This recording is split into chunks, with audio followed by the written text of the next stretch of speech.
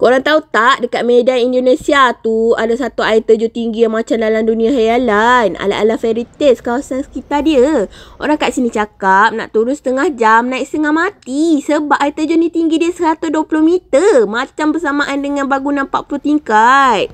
Tinggi ke tidak? Yang menariknya air terjun ni dia mengalir bebas macam pisau bentuk dia. Memanjang macam tu je.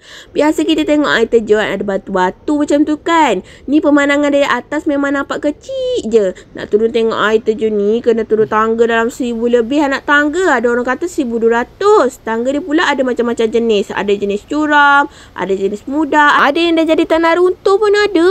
Tapi demi nak sampai ke bawah tu tetaplah ini gagahi juga. Dalam perjalanan kita orang jumpalah bertemu dengan grup-grup yang dah nak naik semula. Muka semua ya ampun dah macam lepat pisang. Masa turun muka ada senyum.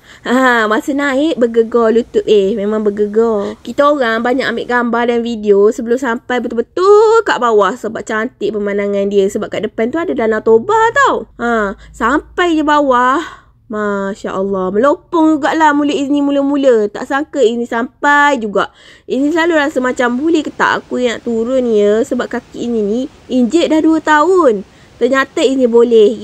Malaysia boleh. Serius korang memang cantik sangat air terjun ni. Tapi tak boleh mandi tau. Sebab tekanan dia betul-betul kuat. Sebab dia tak hentam apa-apa kan. Dia tak hentam batu-batu ke apa. Dia mengalir terus daripada atas kan. Kalau kita kena hentaman air terjun tu mungkin boleh pingsan lah. Ataupun worst case scenario lah. Sebab tekanan dia kuat. Dia macam ada kabus-kabus tebal kat sekeliling tu. Jadi spray kat pokok-pokok tu. Sebab tu memang subuh molek. Cantik betul pokok-pokok kat sekitar. Even kita duduk jauh pun kita dah basah dah. Sebab tu kita kena pakai windbreaker. Tapi nak cakap memang serious best, tak menyesal turun bawah ni. Memang pengalaman sangat-sangat berharga. Boleh kita boleh.